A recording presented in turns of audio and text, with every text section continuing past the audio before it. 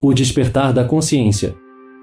O que pretendem as religiões? Fazer adeptos. Basta isto para justificar os seus fins e atestar as suas razões de existência? A resposta desta segunda questão determina a minha presença e palavra neste sagrado recinto, onde, com a benevolência usual de todos vós, espero que o assunto de que passo a tratar mereça a atenção indispensável à sua perfeita compreensão. As livrarias e os jornais, as tribunas profanas e os púlpitos sagrados derramam copiosamente pelo mundo inteiro ensinamentos teosóficos tendentes a aliciar prosélitos, por vezes divulgando assuntos que melhor fora ficassem adormecidos e respeitados, no silêncio do abandono em que jaziam. A revelação dos seus textos são muitas vezes mais prejudiciais do que a sua ignorância, mas o afã de acrescentar centenas aos milhares já existentes de adeptos de suas doutrinas obriga aos pastores de todos os rebanhos à prática de atos abomináveis e às vezes até sacrílegos. E quando os crentes de todas as religiões desejam conversar, não chegam a entender-se. Toda a conversa degenera em discussão, em cujo campo as ideias são imediatamente abandonadas, ficando apenas as pessoais a trocarem insultos soezes, pela descoberta que fazem dos recíprocos defeitos. Tem-se a impressão, aliás mesquinha, de pregoeiros ou camelotes de rua, reclamando a preferência para as suas mercadorias, no entender de cada um, superior às dos seus colegas, e que à tarde, porém, fossem todos ajustar contas com o mesmo e único patrão.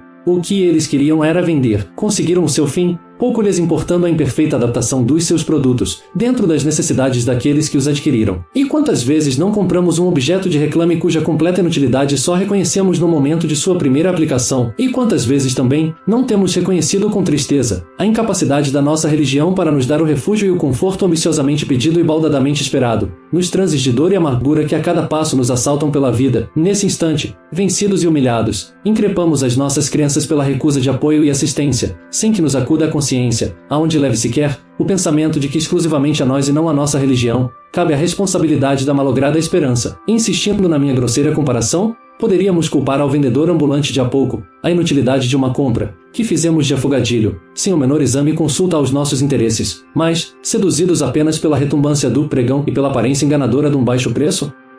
Poderemos culpar uma religião porque não nos proporciona os recursos para pagar o aluguel da casa ou não nos dá imediato alívio ao sofrimento que nos cansa a perda de um parente ou aos desgostos que sentimos contemplando a perversão dos nossos filhos? Mas, então, para que servem as práticas religiosas? Servem para unir o homem com Deus, de um modo consciente, justo e harmônico, promovendo a educação mental de todos nós, a fim de assegurar a eficácia daquela união.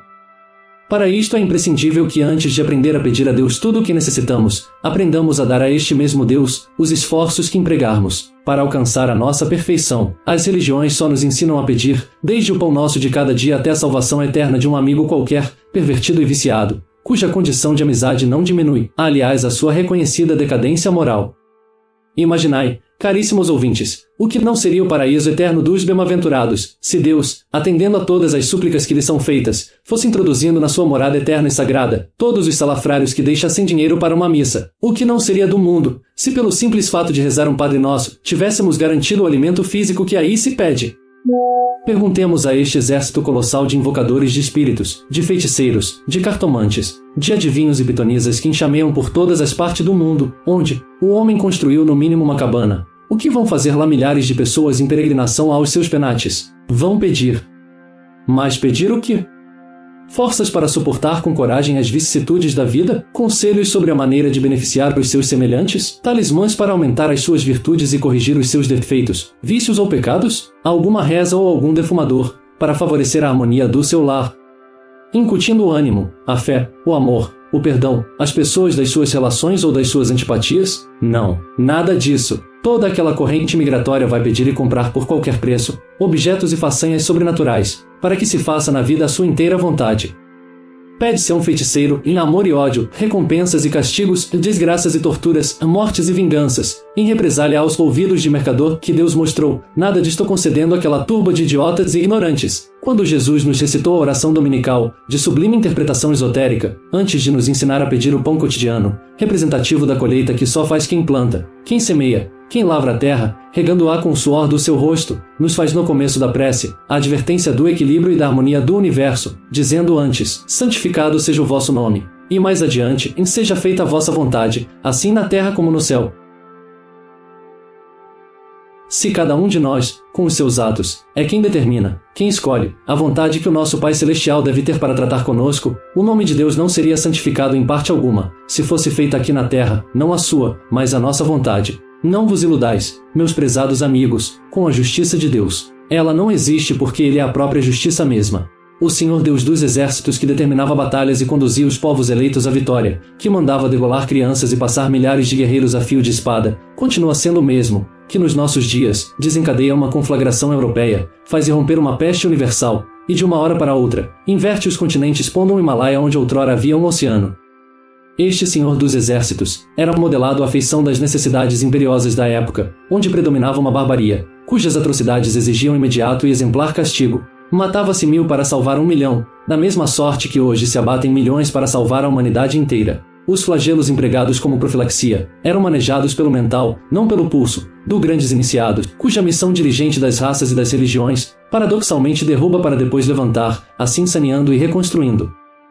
Para não irmos mais longe, vejamos Sakyamuni invectivando os Brahmanes que implantaram uma religião de separatividade e de ritos inexpressivos ou extravagantes, olvidando a essência principal de todas as religiões, que devem procurar levantar a espiritualidade de seus crentes pela educação mental. Depois, já como Gautama, o Buda, reconduzindo as massas populares da Índia, para o seio de uma doutrina pura, cheia de amor, de renúncia e de fraternidade. Mais severa que a religião bramânica, os sacerdotes desta, desmoralizados e corridos, conhecedores profundos da moral humana, fazem ver ao povo que Brahma é mais complacente, mais tolerante e mais humano que Parabram, e de novo arrastam uma avalanche de fanáticos e miseráveis à prática das ignomínias que fazem hoje o suplício das religiões e a inquietação dos touristas que penetram no ventre faminto das Índias, onde o Ganges, ou rio sagrado, representem perfeitamente as suas dejeções. Dessa forma perpetua-se ainda no budismo do sul, um arremedo grotesco de uma sublime e heróica doutrina, hoje vazia e estéril, que custou ao sublime iluminado que foi Gautama, a sua renúncia à permanência ao lado de seu pai. Meditemos no gesto de Jesus, expulsando os mercadores do templo e comparando os seus sacerdotes a sepulcros caiados por fora, mas repletos de podridões por dentro. Depois, já como Cristo, espalhando pelas multidões humildes, palavras de fraternidade, exemplos de amor, descrevendo-lhes em apólogos cheios de vida e movimento, a missão que nos cabe na vida, de amar a Deus acima de tudo e desejar o bem aos que nos fazem o mal. O que resta hoje de tão sublimes ensinamentos? Uma igreja opulenta e deslumbrante, egoística e ambiciosa, cheia de preconceitos e excomunhões, reservados aos que não querem aceitar servil e docilmente, sem exame, sem a menor consulta às próprias consciências e sem mais explicações, os seus dogmas absurdos e inadequados à moral e à cultura da época. Uma igreja que converte os sentimentos da fé e da dignidade em moeda, apaga completamente no coração dos seus fiéis toda ideia de esforço, para se obter regeneração e virtudes.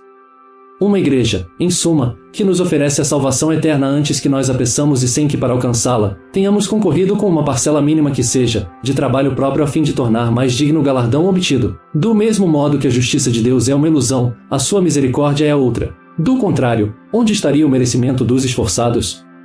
Onde o valor dos que lutam e estudam para reconhecerem a sua essência divina, pautando a sua conduta na existência, de acordo com semelhante descoberta? E quantas vezes esse estudo e esse esforço não representam sacrifícios? Não esperamos pela famosa misericórdia do nosso Pai Celestial se não estamos em condições de recebê-la. Não vos iludais, também, com a eternidade de salvação, pela simples aquisição do passaporte de missas encomendadas. Mandai dizer a missa se vos aprouver, mas ficais certos de que a verdadeira chave que abre as portas de uma bem-aventurança periódica merecida consiste na prática consciente de boas obras, orientadas pelo reto pensamento e pela reta ação. Enquanto não acordarmos a nossa consciência, cuja letargia já começa a alarmar os pensadores e teósofos da atualidade, tenhamos a absoluta certeza de que só teremos de homens a denominação e o feitio externo, cujas cabeças, como as dos polichinelos de pano, só existem sobre os ombros como complementos da fabricação. Pensemos com os nossos cérebros, pois para outra coisa não nos foram eles concedidos, praticando os atos que o nosso livre-arbítrio for selecionando, como produtos de uma escolha própria e que tragam como a melhor recomendação as características de uma distinta personalidade, mostravam a um ilustre maometano o cemitério de uma cidade. Não só o visitante, como os membros da comitiva, iam lendo os diversos e longos epitáfios dos homens mais notáveis, que se haviam distinguido em vida, pelas obras boas ou mais praticadas, e que, segundo as tradições do país, deviam constituir uma legenda nas suas respectivas sepulturas. De repente, Estacaram todos ante um sarcófago inteiramente despido da mais singela inscrição. Que fez em vida este homem? Perguntou curioso o devoto de Maroma. Nada, responderam admirados os da comitiva. Que desgraçado, retrucou o chefe maometano, viver sem ter praticado, ao menos, um crime. Este episódio, aparentemente amoral, chama nossa atenção para o sentimento de irritação que nos causa a inércia dos indiferentes a si próprios. Um crime, ao menos, seria um impulso violento da vontade, que o arrependimento e o remorso viriam pouco a pouco harmonizar, restabelecendo o equilíbrio. Com este fato, não estamos preconizando que os erros e as faltas devam ser o início do despertar das nossas consciências, mas sim, que devemos viver procurando auscultar as suas manifestações, conduzidas pelo estudo e pela noção das nossas responsabilidades no mundo, para a realização de atos onde transpareça nítida, inteira e perfeita nossa alma, isto é, o eu real de cada um de nós, que nos caracteriza como criaturas humanas e o único elemento da nossa constituição setenária, que depois de evoluído e após a destruição do não-eu, vai até aos pés do Criador com pleno conhecimento de sua existência na nossa personalidade. Publicado em 1926.